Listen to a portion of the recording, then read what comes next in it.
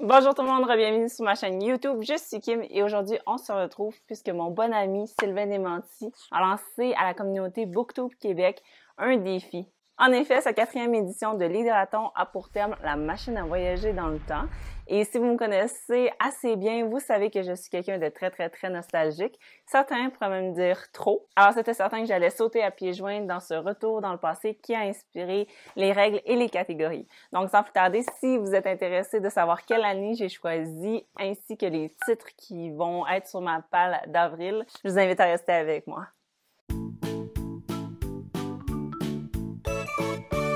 La première étape avant de parler de catégorie, c'était de choisir une année dans laquelle on aimerait retourner dans le temps. Alors moi, j'ai choisi 2012 puisque c'était l'année de mes 18 ans et c'était une année, sincèrement, que j'aimerais revivre si je pouvais parce que j'étais au cégep en littérature, je venais juste de commencer à être en couple avec Maxime, j'avais encore ma gang d'amis du IGA, donc on était vraiment très proches, on était comme une douzaine, quinzaine, puis on se voyait très souvent, c'est avec eux que j'ai fait ma tournée des bars quand j'ai eu 18 ans. C'est vraiment une très bonne période parce que j'avais pas de chaîne YouTube, j'avais pas de loyer, j'avais pas de responsabilité, puis j'avais quasiment pas d'école non plus, puisque c'était l'année de la crise étudiante. Donc, il y avait vraiment eu beaucoup de grèves. Niveau emploi, c'était drôle aussi de se replonger à cette époque-là parce que j'avais presque oublié, mais j'ai vraiment fait des recherches poussées pour cette vidéo aussi. Et en consultant mon CV, je me suis rappelé que c'était l'année où je travaillais comme photographe chez Sears, donc un studio de photos pour les familles, les bébés, tout ça. Et vers avril, j'ai laissé Sears et je suis allée à ma job de rêve au Indigo, la librairie pour laquelle je suis restée presque 3 ans et demi.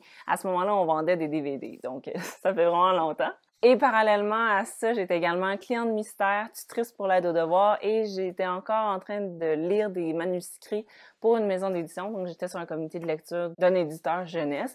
J'aimais vraiment ça, puis j'ai fait cette job-là pendant 9 ans. Moi, j'aimais ça collectionner les emplois puis qu'ils se chevauchent, puis en faire quasiment 2-3 en même temps, là. C'était vraiment mon gros fun. Niveau personnel aussi, ça a été l'année où j'ai fait un voyage avec ma famille, donc avec ma mère et avec mes 2 sœurs à New York. C'était vraiment super le fun. Et cet été-là aussi, c'est la première fois que je faisais un petit road trip avec Maxime. On est allé à Québec seulement une fin de semaine ou un court séjour, puis c'était bien plaisant. Pour ce qui est des catégories maintenant, la règle, c'est qu'on doit vraiment être comme catapulté à cette année-là. Donc, tout ce qui est les années antérieures compte. On a le droit de choisir des titres qui fitent ces années-là, mais tout ce qui est dans le futur, évidemment, c'est pas possible. Donc, 2012 ou avant. Moi, j'ai essayé de me concentrer vraiment sur l'année en tant que telle lorsque c'était possible, parce que j'avais vraiment envie de m'imprégner de la thématique.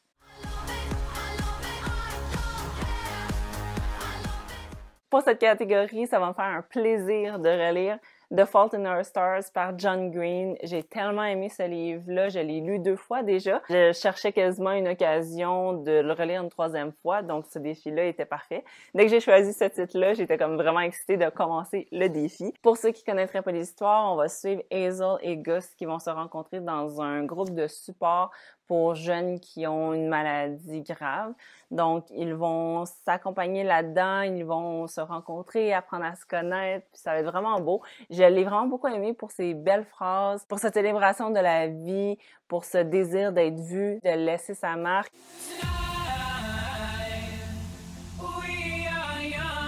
Pour cette catégorie-là, j'ai eu de la misère honnêtement parce que j'essayais de pas trouver une série. C'est pas la même chose qu'une collection. Série, je pense qu'il faut que tu aies lu tous les livres pour que ça fasse du sens. Puis une collection, ça peut être comme Martine à la plage, l'exemple que Sylvain avait donné. Donc ça peut être des livres qui n'ont pas une suite logique qu'on peut lire dans n'importe quel ordre. Et j'ai vraiment cherché quelque chose en 2012, mais je n'ai rien trouvé.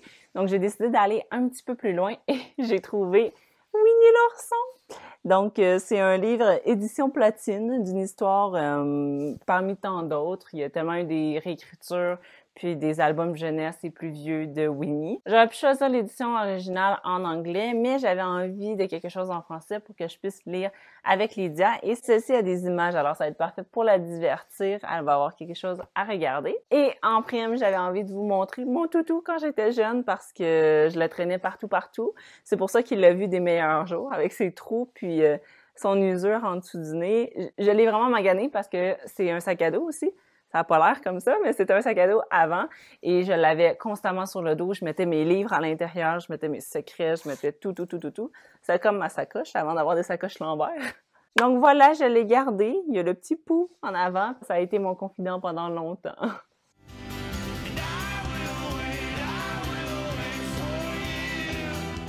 Pour celui-là, j'ai trouvé un livre qui avait été publié en 2012 et c'est The Power of Habit par Charles Duhigg. Puis c'est un livre qui parle autant de les habitudes que nous, on a en tant qu'individu, mais également en tant que business et en tant que société. Donc, j'aimais qu'il y ait ces trois aspects-là. Puis, ça va évidemment nous parler à quel point tout ce qu'on arrive à construire comme habitude, ça devient qui qu'on est, qu'est-ce qu'on fait, comment qu'on pense. Donc, c'était vraiment très intéressant et ça avait été chaudement recommandé par Jade Lachine. Puis, j'avais envie aussi d'avoir un livre avec une couverture très, très, très jaune, pas seulement une petite touche. J'ai vraiment embrace le thème au complet. Donc voilà, j'ai vraiment super hâte de le lire parce que tout ce qui est s'améliorer, optimiser, comment qu'on vit, comment qu'on travaille, c'est sûr, ça m'intéresse toujours. Alors, je vais vraiment surveiller ce livre-là de près avec un surligneur jaune, j'en suis sûre. Je voudrais parler à mon père. Bon, moi, quand il y a un défi qui demande l'implication de quelqu'un dans notre entourage, que ce soit nos parents ou autres, j'ai toujours de la misère avec cette catégorie-là. Mon entourage ne lit pas. Mes parents ne lisent pas. Soit que je la réussissais pas ou je trouvais pas le titre qui fitait avec la catégorie. Donc, j'ai toujours eu beaucoup de misère. Mais récemment, j'ai été voir mon père où il vit à environ 1 an et demi de chez nous. Puis, j'ai été lui demander qu'est-ce qui pourrait fitter avec cette catégorie-là.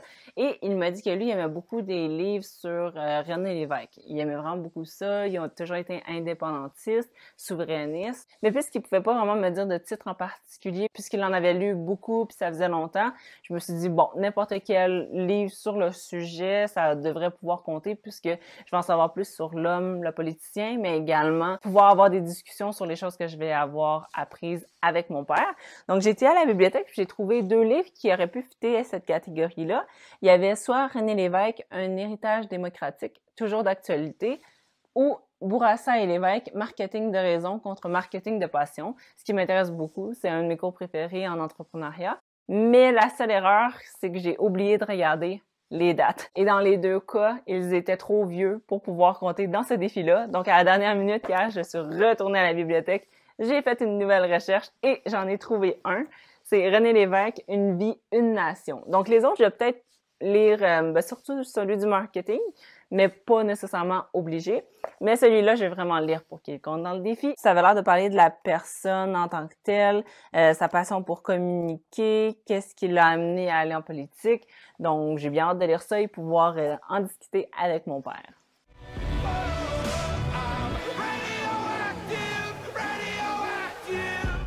Je ne lis jamais de science-fiction, alors c'est un peu excitant pour moi d'essayer quelque chose de nouveau. C'est sûr, j'ai lu quelques dystopies, puis Sylvain disait que ça comptait, donc j'aurais pu relire Divergence, ou encore il y avait La Faucheuse que j'avais jamais essayé, ou aller vers des favoris comme 1984 que j'avais beaucoup aimé, de même que Fahrenheit 451.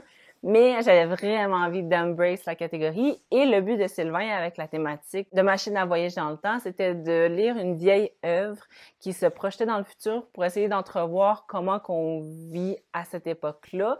Donc, ça m'a vraiment tenté de pousser plus les recherches encore et d'essayer de trouver quelque chose qui fitait avec ce but-là. Et c'est pourquoi j'ai choisi Les androïdes rêvent-ils de moutons électriques par Philip K. Dick. Et ça a été le roman sur lequel le film Blade Runner s'est inspiré assez loussement. Normalement, juste en voyant quelques extraits de la bande-annonce, je me serais dit que c'est pas une histoire qui m'intéresserait. Mais là, on essaie quelque chose de nouveau. Puis en plus, j'ai lu une critique qui était vraiment très élogieuse sur le roman, quand on parlait vraiment de notre humanité à travers les androïdes. Donc là, ça a comme vraiment piqué ma curiosité. Donc j'ai très hâte de voir ça va être quoi mon avis sur le livre. Puis si ça se passe bien, ben je vais peut-être lire plus de science-fiction, qui sait. Donc c'est un des livres que j'ai le plus hâte de voir, c'est quoi mon avis à la fin. Et si jamais j'aime beaucoup l'histoire, ça va peut-être me tenter de voir la version adaptée au cinéma. Si je l'écoute, je vais vous donner des nouvelles.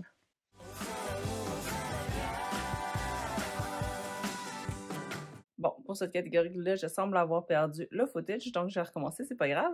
J'ai choisi Scrapbook de Nadine Bismuth. C'est un des rares romans québécois, en fait c'est le seul, qui est sur mes étagères, qui n'a pas été lu et qui a été publié en 2012 ou avant. Donc c'est l'histoire d'une idylle entre Annie Brière qui va publier son premier roman chez les éditions du Froid. Entre elle et son correcteur d'épreuves. Donc, ils vont commencer une petite histoire d'amour ensemble, mais elle va se rendre compte que même s'il n'a pas d'anneau à son doigt, il n'est pas forcément célibataire. Donc, je vais voir ça. Ça fait littéralement depuis 2012 que j'ai ce livre-là, donc ça va me faire plaisir de le cocher sur ma palle qui traîne depuis très longtemps. Donc, voilà! Oppan Gangnam Style. Pour cette catégorie-là, j'ai épluché vraiment beaucoup de palmarès et articles de journaux pour savoir lequel qui m'intéressait le plus et je suis tombée sur un titre que j'avais déjà en version française sur mes étagères. Donc, c'est Robin Sloan, Monsieur Pénombre, libraire ouvert jour et nuit. L'édition en français chez Michel Lafon a été publiée en 2014, mais la version originale est bien de 2012. Donc, ça parle d'un libraire qui va se faire engager dans la librairie de Monsieur Pénombre, qui est un propriétaire assez étrange. L'ambiance est spéciale aussi parce qu'il va travailler de nuit. Puis, il va y avoir un drôle de club de lecture qui va se tenir sur place la nuit. Puis, ils vont toujours demander à emprunter un des livres très poussiéreux au fond de la bibliothèque, mais l'employé, lui, n'a pas le droit de le consulter. Finalement, il va céder à la curiosité et il va se rendre compte que le livre est très poussiéreux et très vieux et tout écrit en cote. Donc, lui, avec son passé de web designer, il va essayer de déchiffrer c'est quoi le message secret. Alors, j'ai aucune idée de ce qui m'attend avec ce livre-là. Ça m'a l'air d'une ambiance assez mystérieuse, intrigante, quasiment polar, mais avec un brin de fantasy selon ce que j'ai vu sur certains avis. Donc, j'ai vraiment hâte de voir c'est quoi le mystère de ce livre-là.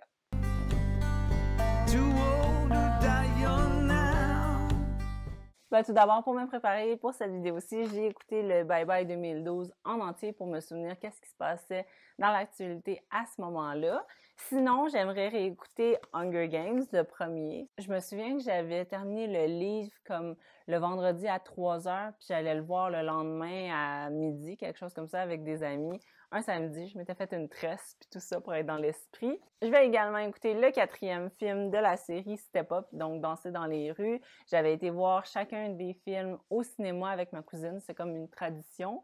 Puis celui-là, en fait, c'est un de mes préférés. Ça se passe à Miami, puis c'est un groupe de danseurs qui essayent de percer, donc ils vont essayer d'être original et se démarquer sur YouTube en faisant des flash mobs. Et moi, ça a été un de mes rêves, je sais pas comment on peut souhaiter ça, mais d'être témoin d'un flash mob, c'est-à-dire plein de gens qui se mettent à danser pour aucune raison dans un lieu public et que c'est chorégraphié, planifié. Et finalement, 2012, ça a été l'année du dernier Twilight que j'ai également été voir en salle. Finalement, j'ai tout été les voir en cinéma. Donc, maintenant que j'y pense, j'ai également été voir en spectacle, en direct, Louis-José Le Show Caché 2. Pour ce qui est des séries maintenant, 2012 a été l'année de la 9e et dernière saison des Frères Scott que j'ai vraiment dévoré. Je me souviens, celle-là, en plus, je l'avais écoutée en français à chaque semaine quand ça sortait à VRAC TV, me semble, à ce moment-là. Et finalement, ça a été aussi l'année où les 2 saisons de Big Bang Theory se sont chevauchées, donc la 5e et la 6e, qui se trouvent à être aussi dans mes préférés. 2012, c'était vraiment une bonne année, maintenant que j'y pense.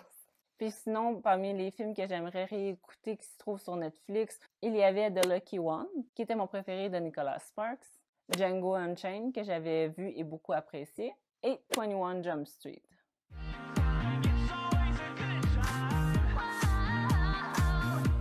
Bon, je suis pas la plus grande fan musicale en termes d'albums. J'ai cherché les palmarès 2012, puis je les connais pas, donc je sais pas si je vais les apprécier, mais je me suis dressé une liste parmi les plus populaires, ceux qui ont fait le plus parler, puis je vais aller explorer ça sur YouTube et sur Spotify. Je vais vous laisser la liste ici. Si jamais vous avez des recommandations soit de chansons ou d'albums qui sont sortis en 2012 que vous avez beaucoup apprécié, laissez-moi savoir ça. Alors, en conclusion, ça va être tous les livres que je vais lire au cours du mois d'avril, tous les films que je vais écouter et séries. J'espère que 2012, ça a été une bonne année pour vous. Laissez-moi savoir dans les commentaires si c'est le cas ou non et qu'est-ce que vous avez découvert culturellement, que ce soit des films, séries, livres, etc. à cette époque-là. Je vais vous souhaiter une très bonne journée et on va se retrouver bientôt. Je vous conseille de me suivre sur les réseaux sociaux pour avoir des nouvelles de moi puisque je publie un petit peu plus souvent que sur YouTube. Merci beaucoup de me suivre encore. Bye bye!